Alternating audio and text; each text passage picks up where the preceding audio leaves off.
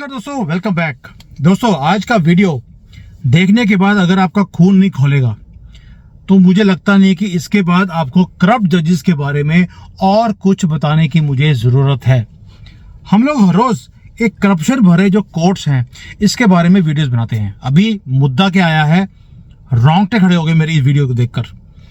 जैश-ए-मोहम्मद के 5 खूंखार उग्रवादियों को पकड़ा गया था और उन्हें जो लोअर कोर्ट है उसने उम्र कैद की सजा सुनाई थी, और जो हमारे ऑनरेबल हाई कोर्ट है उन्होंने उनकी सजा लाइफ इंप्रिजनमेंट से कम करके 10 साल की कर दी है। बाप का राज रखा हुआ है, समझा हुआ है इन्होंने।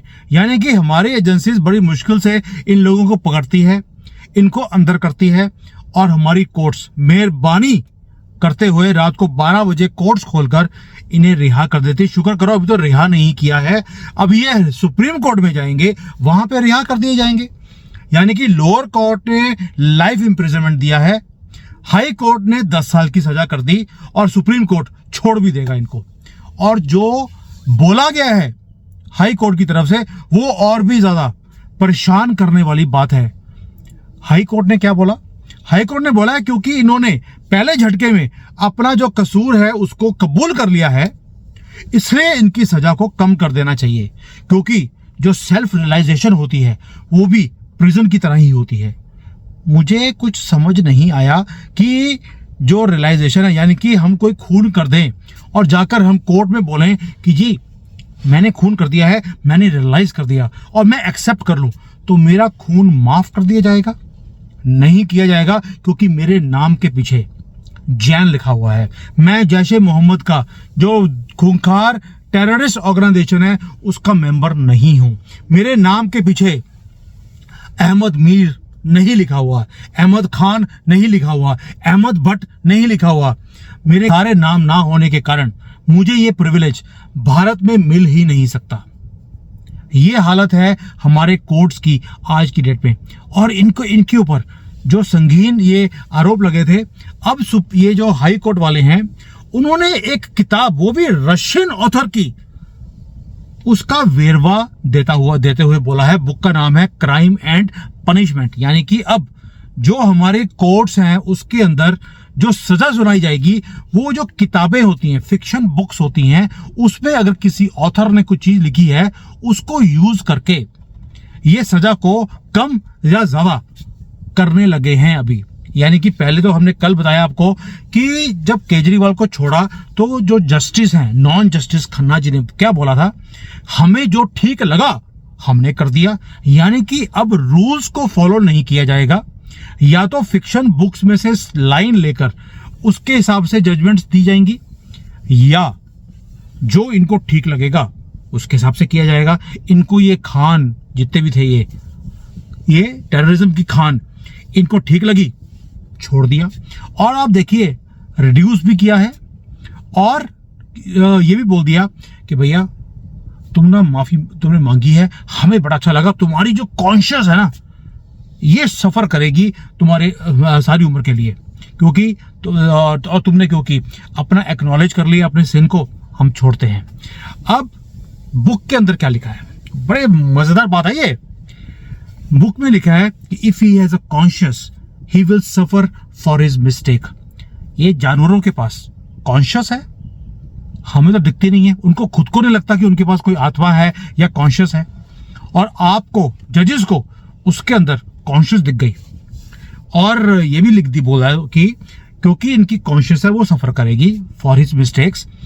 ये भी एक पनिशमेंट है। कॉन्शियस जिस बंदे की है नहीं, वो क्या कह रहे हैं कि इसकी कॉन्शियस है वो सफर करेगी, और ये भी पनिशमेंट ही है, बेशक वो जेल में है या नहीं है, वो भी पनिशमेंट है।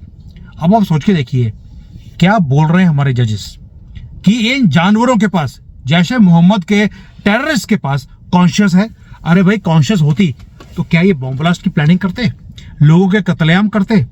नहीं थी तो ही वो काम कर रहे हैं। और जो ट्रायल कोर्ट है उसके अंदर लिखा भी क्या था, या जो जजमेंट थी, कि ये हाईली रेडिकलाइज्ड ये लोग हैं। ये कि जो NIA है हमारी, उन्होंने ये बोला भी है कि हाईली रेडिकलाइज्ड है, और ये ग्राउंड के ऊपर काम कर रहे हैं, और इन्होंने मल्टीपल टेररिस्ट एक्टिविटीज के अंदर इन्होंने अपना साथ दिया है या उसके अंदर इन्वॉल्व थे।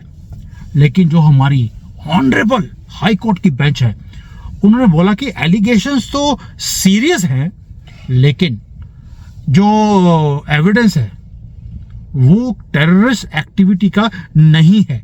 इन्होंने सिर्फ हेल्प करी है, कोई पकड़ा बॉम्ब फेंक दिया, लेकिन वो बॉम्ब फटा, लोगों की जान गई, ऐसा कोई एविडेंस नहीं है कि इनके हाथ से ही कोई बॉम्ब गिरा है तो लोगों की जान गई है। आप सोच सकते हैं कि जजमेंट का स्तर भारत के अंदर पाकिस्तान की सुप्रीम कोर्ट या हाई कोर्ट से भी ज्यादा नीचे गिर चुका है।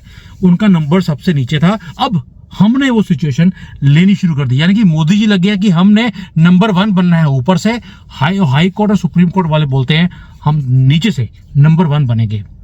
आप सोच के देखिए, एनआईए क्या बोल रही है और ये बोलते हैं कि यार एविडेंस ही नहीं है कि इनके हाथ से बॉम्ब गिरा है।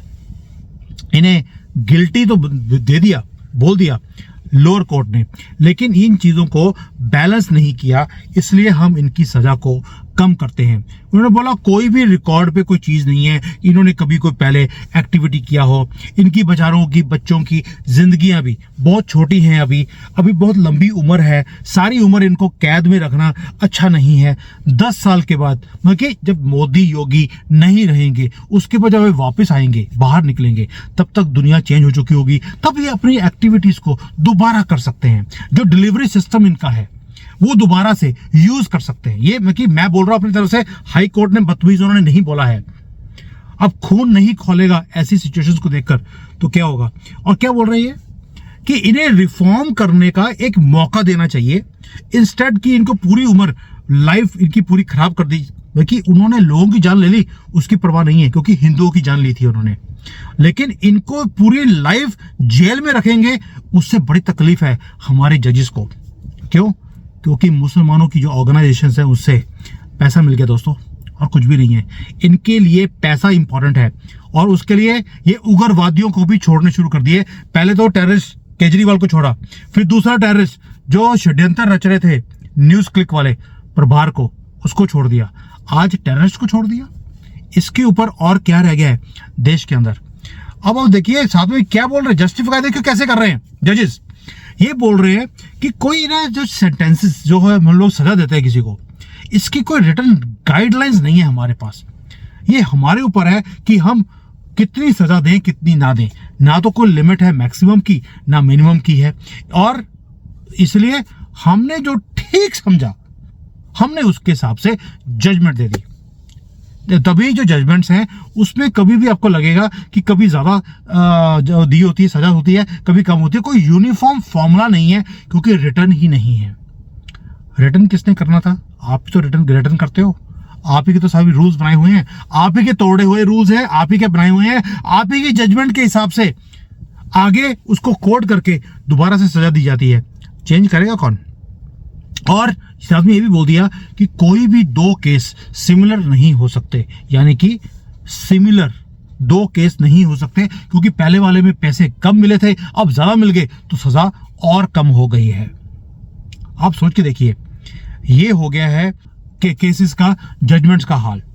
और जो लाइफ सेंटेंस दिया था इसमें कि उम्र कैद की सजा दी गई है, ये क्या बोल रहे हैं कि भाई इन्होंने पहले झटके में लोअर कोर्ट में जाकर क्या कर दिया, कबूल कर लिया कि हाँ जी हमसे गलती होगी, हमने ये काम किया है।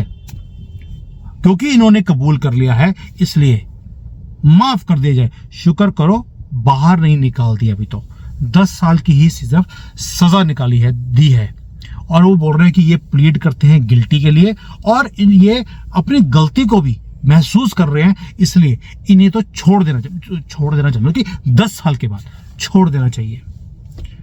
सोच कर देखिए, आपने मैंने ये काम किया होता तो क्या होता।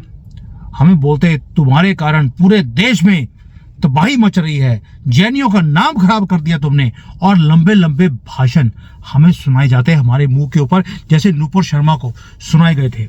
और इनके लिए ये तो नादान बच्चे हैं, अभी इन्होंने जिंदगी में देखा क्या है, सबूत नहीं है। कि इन्होंने कबूल तो कर लिया कि बॉम्ब हमने फेंका था, लेकिन सबूत नहीं है कि बॉम्ब इन्हीं के हाथ से गिरा था।